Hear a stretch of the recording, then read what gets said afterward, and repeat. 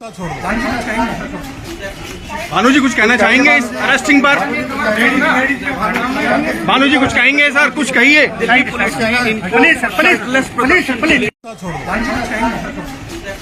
भानु जी कुछ कहना चाहेंगे इस अरेस्टिंग पर? भानु जी कुछ कहेंगे सर, कुछ कहिए। हमारे यूथ कांग्रेस के नेताओं को, युवकों को बधाई देता हूं। उन्होंने डटकर मोदी के सामने जाकर, उनके फंक्शन में जाकर ये बता दिया, हमारे पास कोई गोडसे नहीं है, हमारे पास गांधी है और आज युवाओं की लड़ाई लड़ने के लिए राहुल गांधी है। हमारे यूथ कांग्रेस के लोग, हमारे कार्यकर्ता, बब्बर शेर, आप किसी से नहीं डरोगे। आप में कांग्रेस पार्टी का खून है, देशभक्ति का खून है। वो पहले से नंगा है, उसे नंगा होने की जरूरत ही क्या है। हम सब ने देखा बीते कुछ दिन पहले एआई समिट में किस तरीके से यूथ कांग्रेस के तमाम कार्यकर्ता ने अपना शर्ट उतार करके प्रोटेस्ट किया था। आपका बहुत बहुत स्वागत है मयंक जी। किस तरीके से देख रहे हैं? अब तो मोदी जी आप लोग कह रहे हैं जो खुद नंगा पार्टी है उसको नंगा होने की जरूरत क्या है? जी बहुत बहुत धन्यवाद जो आपने मुझसे बात करने का मौका मुझे दिया। देखिए, जिस तरीके से प्रधानमंत्री अपनी भाषा का इस्तेमाल करते हैं वो बेहद निंदनीय है और मुझे लगता है कि इस देश के सबसे बड़े पद पर रहने के बाद इस तरीके की भाषा निंदनीय है।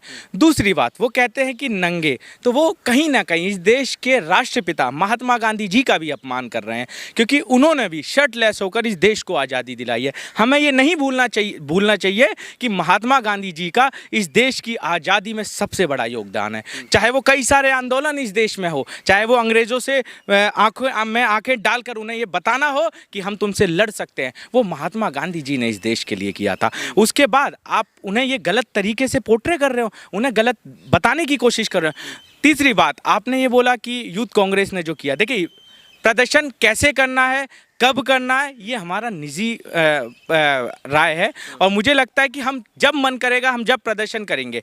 अगर इतना ही आपको अपनी गरिमा की चिंता होती, इतना ही अपने देश को शर्मसार ना होने की बात आप रखते, तो 4 बार ट्रंप आपको उल्टा सीधा बोल देता है, 4 बार भारत के खिलाफ वो बोल देता है, टैरिफ बढ़ाकर वो बार बार हमें नीचा दिखाने की कोशिश करता है, लेकिन आपका मुंह नहीं खुलता है। आपका मुंह जब खुलता है जब इस देश का विपक्ष आपके खिलाफ आवाज़ उठाता है। आप जब नहीं बोलते, जब आपका नाम एप्स्टीन फाइल में आ जाता है। हरदीप पुरी जिनका नाम एप्स्टीन फाइल में आया, क्या जब देश शर्मसार नहीं हुआ? क्या नरेंद्र मोदी जिनका नाम एप्स्टीन फाइल में आया, क्या जब देश शर्मसार नहीं हुआ? यह देश का दुर्भाग्य है कि देश का ऐसा प्रधानमंत्री है। लेकिन वो तो लगातार अभी कह रहे हैं देश के प्रधानमंत्री नरेंद्र मोदी जी, इससे पहले जो है देश एक तरफ अपने आप को सौभाग्य मान रहा था, सीना चौड़ा करके विश्व के तौर पर अपने आप को प्रेजेंट कर रहा था, तो वहीं दूसरी तरफ जो है एक ऐसी पार्टी जिसका कोई अस्तित्व नहीं है, वो जो है अस्तित्व मिटाने की बात कर रहा है। नहीं, आपने बिल्कुल सही कहा कि इस देश में पहले हमारा सीना गर्व से चौड़ा हो जाता था जब ट्रंप जैसे 2 कौड़ी के लोग चुप रहते थे। हम लोग अमेरिका को उसकी औकात दिखाने का काम करते थे। इंदिरा गांधी जी ने कहा था, आप हमारे दोस्त हो, आप हमारे आका बनने की कोशिश मत करो। तो हम भी भगत सिंह के चेले हैं, हम लोग आपसे डरेंगे नहीं, हम लोग आपको आंखें दिखाएंगे। ये सरकार हमारा कुछ नहीं बिगाड़ सकती, ये शासन हमारा कुछ नहीं बिगाड़ सकता, ये प्रशासन हमारा कुछ नहीं बिगाड़ सकता। हमको जैसे प्रदर्शन करना है हम वैसा करेंगे और यूथ कांग्रेस ने जहाँ जो किया उसके साथ हम आज भी खड़े हुए हैं। देश की छवि इससे खराब हो रहा है ना मयंक जी?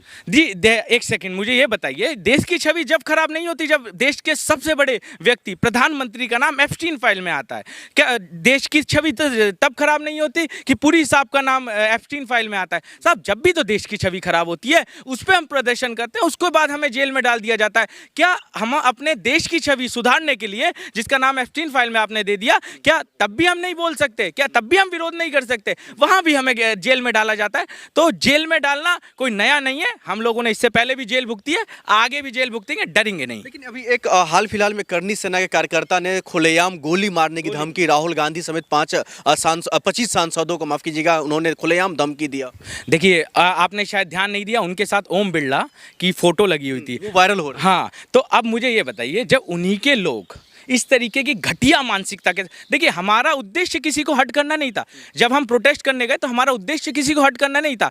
हमें सिर्फ ये चाहिए था कि गूंगी बहरी सरकार को सुनना चाहिए, इसे हमारी बात सुननी चाहिए, सिर्फ हमारा उद्देश्य सिर्फ इतना था। लेकिन इनके लोग हमारे देश के विपक्ष के नेता को गोली मारने की बात करते हैं। क्या ये ठीक है? मैं तो ये कह रहा हूं कि मेरे को वो व्यक्ति मिल जाए, मैं जूता उतार कर उसके मुंह पे मारूंगा। ये मैं बात कह रहा हूं, चप्पल पे थूक कर उसके गालों पर मारूंगा अगर मेरे को वो दिख जाएगा। आप भी तो हिंसक बन रहे हैं ना। बिल्कुल बनेंगे जी, बिल्कुल बनेंगे। अगर देखिए मैं बोल रहा हूं ना, मैं हम महात्मा गांधी जी को भी मानते हैं, हम भगत सिंह जी को भी मानते हैं। तो जहां जिसकी जरूरत पड़ेगी उसका हिसाब वैसे होगा।